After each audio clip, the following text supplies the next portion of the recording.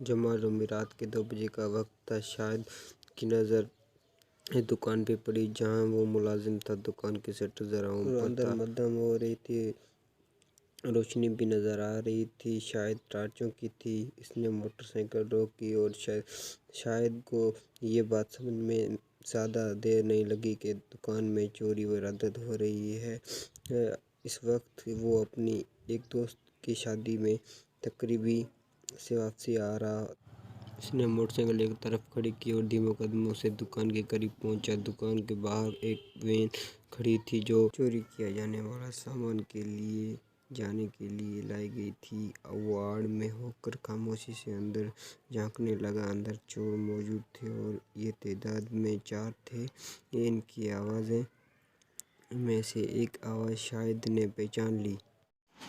शानी अपने दीगर साथियों को कह रहा था, मैं कल मामूल के मुताबिक काम पर जाऊंगा ताकि किसी को मुझ पर शक ना हो। अच्छा, तो शानी ने अपने साथियों के साथ मिलकर चोरी की मंसूबा बनाया। शायद जहर लगभग बढ़ाया, यानी जिस थाली में खाता है उसी थाली में छेद कर रहा है। इसने सोच लिया, पुलिस को फ़ोन करूँगा। उसी दौरान उसे सेठ कासिम का रवैया याद आ गया। कासिम इलेक्ट्रॉनिक्स का नाम मुख्तलिफ भर के एशिया के एक ही बड़े दुकान जिसमें शाहिद के अलावा 5 मुलाजिम और भी काम करते थे। दुकान के मालिक सेठ कासिम के रवैया मुलाजिमों के साथ ज़रा सख्त था, अगरचे वो किसी की हक तलफी नहीं करते।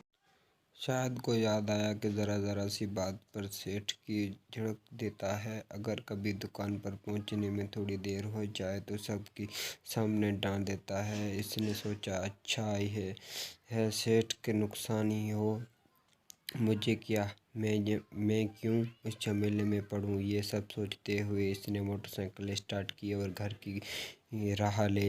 कासिम इलेक्ट्रॉनिक के मालिक कासिम खान की उम्र 55-60 वर्ष के लगभग थी। वो सेहतमंद जिस्म का आदमी था, अगरचे वो अंदर से एक नरम मिजाज इंसान था, लेकिन इसके चेहरे पर मौजूद